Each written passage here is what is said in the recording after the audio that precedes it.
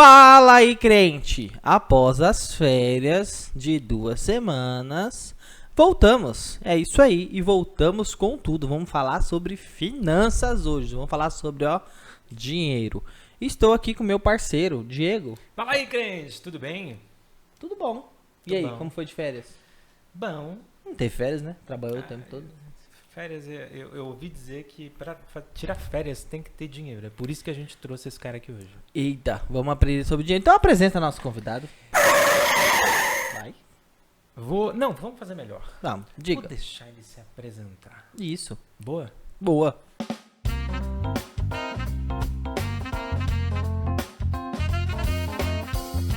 Bora. Contigo. Quem é você? De onde veio? Como se reproduzem? Onde moram? Você não pode perder o programa de hoje. Fala aí, crente. É assim que a gente começa? É sim. Boa. Sou o Adriano. Queria começar dizendo que é um prazer estar aqui. Queria agradecer o convite e a honra, né, a confiança de estar aqui. Bom, quem é o Adriano? O Adriano é um rapaz de 32 anos, estudante de economia, que gosta bastante de finanças, de investimento. Acho que é a razão de talvez ter sido convidado aqui para o tema de hoje. Trabalho numa instituição financeira, atualmente numa corretora. Eu acho que é basicamente isso. Acho que dá para começar com essa introdução. A gente trouxe ele aqui porque a gente precisa de dinheiro. Depois a gente avisa do quanto tem que pagar. Quanto tem que pagar? Eu Então, preciso beleza. fazer um alerta, que as pessoas geralmente confundem, né, bancário com banqueiro. Ah, você não é Eu sou banqueiro, não? bancário, é. Ah, O que tá. tem dinheiro é o banqueiro, É que você tem geralmente. cara de banqueiro, isso que é o problema, Muito entendeu? bom. Bom, crente, eu acho que hoje o programa está super especial porque muitas igrejas, muitas denominações acabam por não entender ou não discernir como é que a palavra trata do dinheiro. E aí nós vemos um acontecimimento que é o extremismo. Então tem pessoas que dizem que o dinheiro é do capeta e que crente bom mesmo é crente pobre.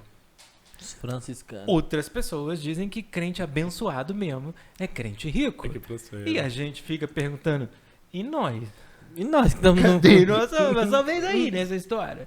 Então, hoje o programa está aqui para a gente discutir um pouco disso, falar um pouquinho de como é que a Bíblia se posiciona e depois entender e aprender com o Adriano como é que a gente faz o dinheiro do cachorro-quente se transformar no dinheiro do duplo cheeseburger. Olha que chique. Então, o que a Bíblia fala de dinheiro? A Bíblia fala, então, de dinheiro? Vamos lá, tem uma proposta para vocês aqui que vai ser, vamos pegar um versículo bíblico. Mas a Bíblia Alguns. fala de dinheiro? Fala o tempo todo. E a gente vai discutir sobre esses versículos. E aí eu quero ouvir a opinião de todo mundo, até do Nildo que está ali. Bora quero aí. ouvir a opinião de todo mundo sobre isso. O primeiro versículo encontra-se em 1 Timóteo 6:10, que vai dizer o seguinte. 6:10 não é horário, tá? É o versículo aqui. Pois o amor ao dinheiro é a raiz de todos os males. Algumas pessoas, por cobiçarem o dinheiro, desviam-se da fé e se atormentam ou se atormentaram com muito sofrimento. A pergunta valendo 2 balas juquinhas é: o amor ao dinheiro é a raiz de todos os males? Interrogação. Eu conheço muita gente que fala que o dinheiro é a raiz de todos os males. É isso que tá na Bíblia, acabei de ler, para de me Não, enrolar. tá escrito o amor ao dinheiro. Ah, então eu entendi você errado, me perdoa. Entendeu? Fala de novo por extenso Então, agora. tem gente que entende que o dinheiro é a raiz de todos os males. Entendeu? Só que não tá escrito isso. É verdade. É verdade, as eu pessoas- penso do de outra amor. Fazer um episódio do você leu errado. Você leu errado. Pronto, olha aí. É o isso. dinheiro não é a raiz de todos os males. Aliás, o dinheiro é que paga as contas, né? Sem dinheiro. Fala, Adri, o que Perfeito. você acha disso? Vamos lá. Eu acho que aqui talvez está a origem, né, de muita controvérsia em relação a esse tema. Acho que o Gabriel tocou no ponto nevrálgico aqui, talvez, né? Que bonito, não, pera um pouquinho. Ponto Pera um pouquinho. nevrálgico. A gente não tá acostumado com isso. Depois você Fala põe aí. pra soletrar, por favor, que a Por gente favor, não sabe como soletrando. que é. Vambora, desculpa te interromper. Imagina. O ponto central, porque realmente a leitura equivocada, né, muitas vezes vai levar muita gente a dizer hoje, né, ou nos dias atuais, que o dinheiro é a raiz de todos os males, né, a origem talvez aí de todo o problema. Mas a Bíblia acho que é bem clara em dizer que o amor ao dinheiro é que é essa raiz de todos os males. Eu acho que se a Bíblia diz, é verdade, Di. Eu penso assim. Tem um pastor que eu gosto muito que diz que ele acredita assim plenamente na Bíblia, né? Ele acredita, por exemplo, falando de Jonas, né? Se a Bíblia fala que um peixe engoliu Jonas, né? Talvez ali uma baleia, muitos fazem essa analogia, ele acredita. E se a Bíblia dissesse que Jonas tinha engolido a baleia, ele acreditava também. E que se tivesse algo escrito na capa da Bíblia, ele acreditaria também no que está na capa. Então, se a Bíblia diz, eu acho que tem um fundamento. Agora, talvez entender, né? Se aqui eu posso ter talvez uma figura de linguagem, algo assim, acho que cabe a gente discutir. Porque eu não sei se todos os males necessariamente estão ligados aqui, mas eu acho que uma boa quantidade deles, com certeza. Esse amor seria uma espécie de... O próprio versículo depois fala sobre a cobiça, né? A cobiça, o egoísmo, o apego, a avareza pelo dinheiro, que seria a raiz dos males. Porque a gente vê gente tão rica, tão rica, tão rica, que é pobre, né? É isso. E é muito interessante porque a Bíblia também nos ensina que aquele que mais dá, mais tem. Ao mesmo tempo em que a Bíblia também nos diz que aquele que mais ama o dinheiro, mais mal atrai para si e para todos os outros. Então você percebe que a relação é uma relação muito direta entre o que você faz com isso que cai às suas mãos e como você trata o dinheiro frente à palavra de Deus. Então, aquele que coloca o dinheiro como o seu ídolo, tem nele o seu Deus. Se eu só consertar a frase, né? A frase é assim: a pessoa é tão pobre que só tem dinheiro. Boa. Essa é a frase. E aí, dentro do que você falou, a gente cai lá nos 10 mandamentos. Amarás o Senhor teu Deus sobre todas as coisas. Perfeito. E aí depois ao teu próximo como a ti mesmo. E o dinheiro, a partir do momento que ele sobrepõe os princípios de Cristo, aí ele se torna uma maldição. Muito bem. Próximo versículo para a gente conversar. Lucas 12:15 vai dizer o seguinte: então lhes disse, cuidado, fiquem de sobreaviso contra todo tipo de ganância. A vida de um homem não consiste na quantidade dos seus bens. E agora, doutor Adriano? Vamos lá. Pega essa. Até agora a gente só teve advertência, né, e sinalização aqui de que a gente tome cuidado. Então, parece que dinheiro é uma coisa realmente perigosa. Me chamou a atenção, enquanto você estava lendo aí, muitas vezes a gente tem a ideia de que essa relação, né, que a gente tem com o dinheiro, que muitas vezes é danosa, é prejudicial, ela se desenvolve mais no sistema que a gente tem atualmente como modelo econômico, né, que a gente chama de capitalismo, e que vai ter no lucro, né, e consequentemente ali, geralmente o lucro é expresso de forma monetária, em dinheiro, né, em moeda. Mas a gente vê a Bíblia lá atrás, antes mesmo que esse sistema se constituísse, né, e tivesse a concepção, os moldes, o formato que a gente tem hoje, a gente já vê a Bíblia alertando com relação aos perigos, talvez, que o excesso em relação a esse desejo pelo dinheiro, ao desejo de tê-lo, pode trazer, né? Então, desses 2 versos aqui que a gente já leu, o que vai ficando para mim é a ideia de realmente tomar cuidado, né? Sobretudo com o excesso, né? Com como isso influencia a gente, e eu acho que vai determinar talvez algumas das nossas atitudes. É o que ficou para mim aí num primeiro momento. E aí na sua fala, você acredita que a reforma protestante é a mãe do capitalismo? Vamos lá. Acho que esse tema é bem polêmico. Que pergunta monstra essa? Eu não queria estar do outro lado agora não, hein? Eu gostei da pergunta, Gi. Na faculdade a gente estuda como é que eu chamo ele? Eu não sei se ele é um sociólogo. Max Weber, ele escreve um livro, né, em que ele estuda justamente a relação, ou descreve sobre a relação do que ele chama de ética protestante e o espírito do capitalismo. E para ele isso está intimamente ligado, e eu acho que tem sentido o que ele traz, né? Se não na sua totalidade, mas em muito do que ele diz. Acho que ele estuda isso ali com bastante propriedade. E ele vai dizer que no bojo ali da reforma e do entendimento de alguns que naquele momento ali pensavam a respeito do dinheiro, né? É que o capitalismo vai encontrar um ambiente fértil, um ambiente fecundo ali para que ele se desenvolvesse. Se eu puder falar brevemente, a Igreja Católica até então, né, trazia essa ideia de que se eu vim a esse mundo sem dinheiro, pobre, né, porque Deus quis assim, Isso acho que vem, né, de toda a Idade Média, a ideia de feudos, que era o sistema que a gente tinha ali antes do capitalismo, né, em que eu tinha ali classes muito bem definidas. Tripartite. Exatamente, tripartite. Em que a gente tinha ali basicamente, né, nobreza, aqueles que nasciam já abastados, né, e portanto abençoados ali por Deus, escolhidos, né, de alguma forma ali para governar, para tomar ali decisões, né, quanto aos rumos, né, que se tinha. Você tinha os clérigos, né, o clero, então aqueles que rezavam, que buscavam ali a vontade de Deus e discerni-la. E eu acho que o grosso ali da população, a massa, né, que era de camponeses, de trabalhadores. E isso serviu para que as coisas ficassem, né, como estavam, digamos assim. E de repente vem uma galera com uma ideia diferente dessa, né, e dizendo que na verdade prosperar, né, é um sinal, na verdade, da providência divina e da eleição, né, divina. Acho que Calvino mais especificamente vai dizer isso, e eu acho que isso vai causar uma revolução na ideia de como as pessoas viam dinheiro. E de alguma forma isso vai contribuir para esse desenvolvimento do capitalismo. Então eu diria que faz sentido a ideia. Muito legal. A gente podia fazer um episódio aqui para tratar esse tema que é muito, mas muito rico. E aí, principalmente para a gente ter esse entendimento entre os oratores, laboratores e belatores, que é muito lindo na história da igreja.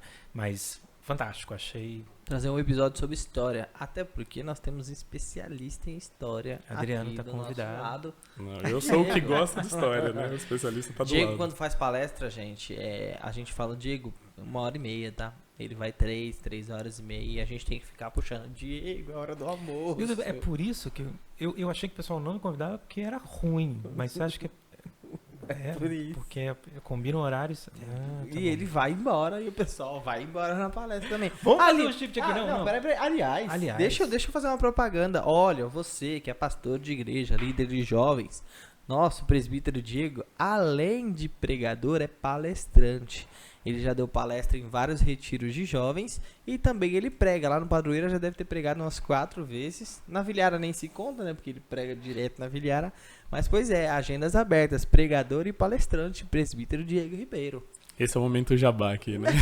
Vamos voltar porque é importante. Vamos fazer um shift aqui na história. Então, os primeiros que a gente leu, a gente entendeu que há dentro do nosso meio uma interpretação inadequada do texto. Agora eu quero fazer aqui uma provocação para ver se a minha interpretação está equivocada ou não. Um versículo que encontra-se em Lucas 14, 28, que vai dizer assim: qual de vocês, crentes, brincadeira, crente está só na versão dos dieguenses, se quiser construir uma torre, primeiro não se assenta e calcula o preço para ver se tem dinheiro suficiente para completá-la. O que isso quer dizer? O que isso quer dizer? Fala aí, crente. Lucas 14, 28. 28. Vamos ver como que tá na versão aqui do Rei Tiago, né? Como diz você, tá aprendendo. King James. Falando, já que é pra falar de torre e construção, eu vou pegar a Bíblia da Reforma. Essa é grande. A piada foi ruim. Essa aqui fala assim, porque qual de vós querer edificar uma torre não se assenta primeiro para calcular o seu custo para ver se tem o suficiente para acabá-la? É demais. Eu vejo tanto nesse quanto nas outras advertências e quanto em várias passagens bíblicas, a Bíblia sendo muito mais um método de aconselhar os cristãos. Tanto que a Bíblia fala muito em equilíbrio, né?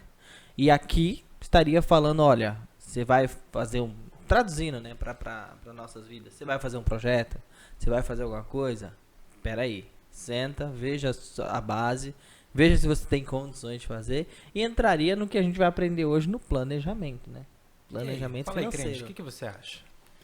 Vamos lá, eu achei interessante você trazer esse verso, porque eu não pensaria talvez nele para relacioná-lo aqui ao tema, né? Acho que eu comentei aqui.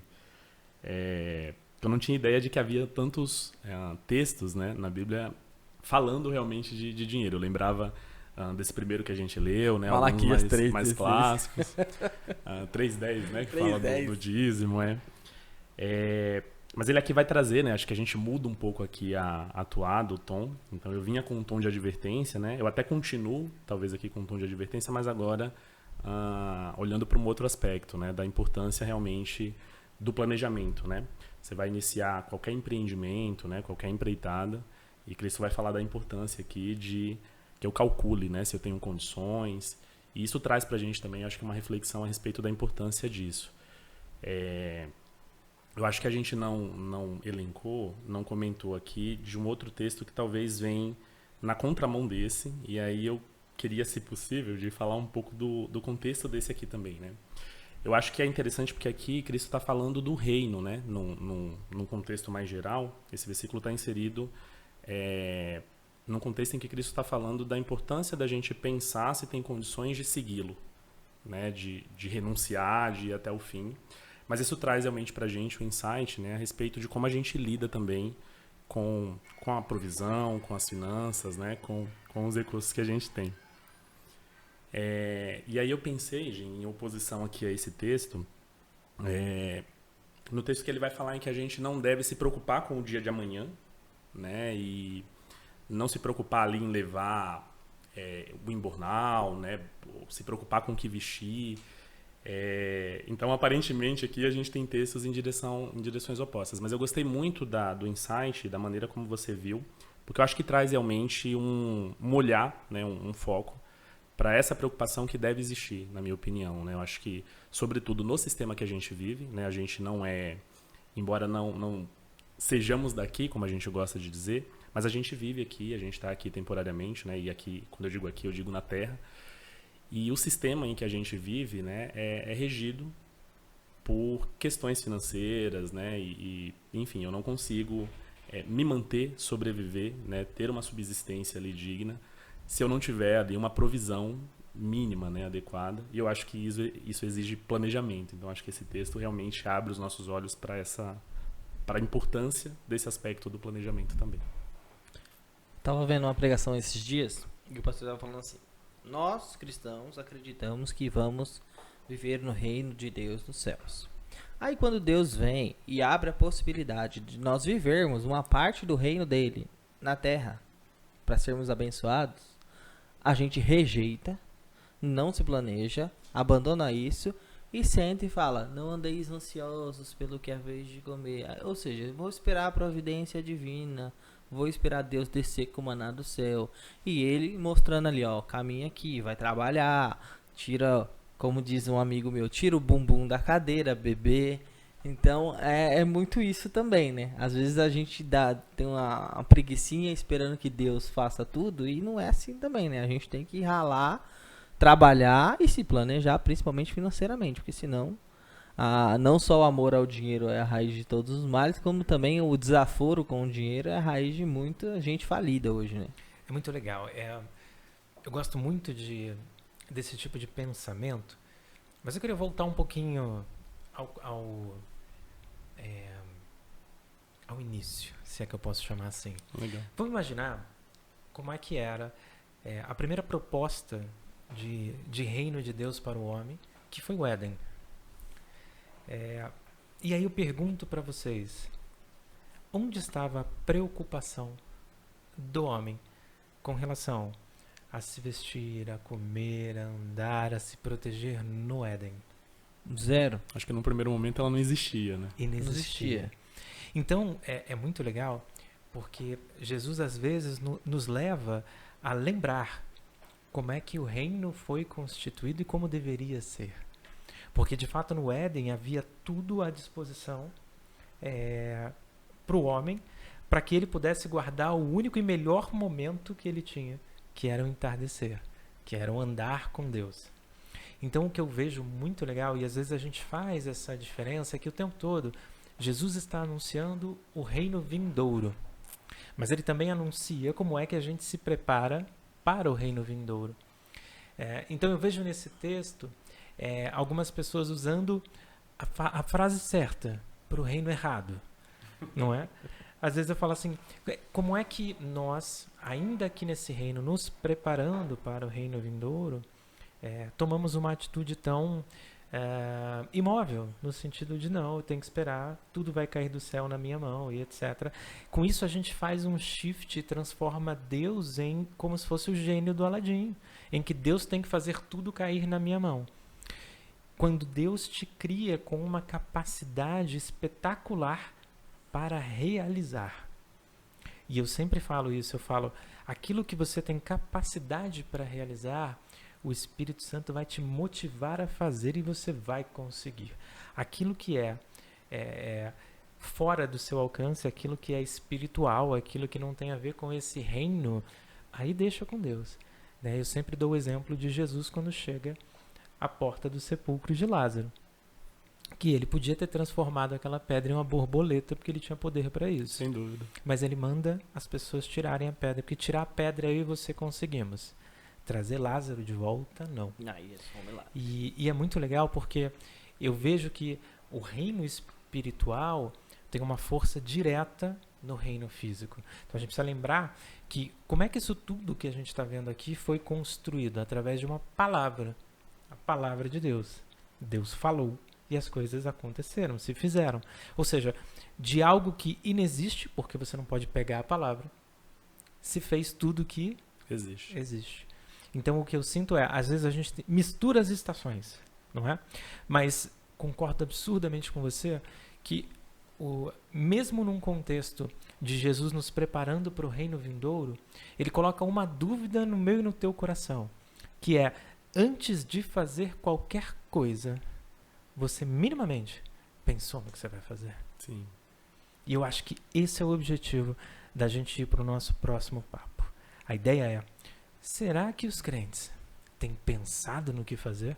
Será que os crentes têm pensado no seu futuro? Será que investiremos em criptomoeda santa? Será? Tudo isso você vai ver no próximo episódio do Fala aí, Crente. Fala aí, crente. Olha, no começo eu não disse, mas agora no final vou dizer.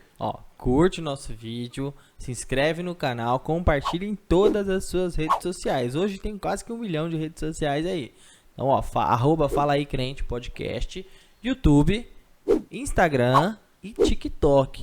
Nós temos um dos nossos vídeos, foi o primeiro vídeo, Fala aí Crente, propósito, vídeo 01, já atingiu 4,4 mil visualizações. Olha aí, Fala aí Crente, esse também vai atingir bastante. Só hein? eu assisti 3 mil vezes. Visualização pra caramba, hein? Então eu assisti o resto. Pronto, pra dar as visualizações. É isso aí, Fala aí Crente, bora. Semana que vem tem mais.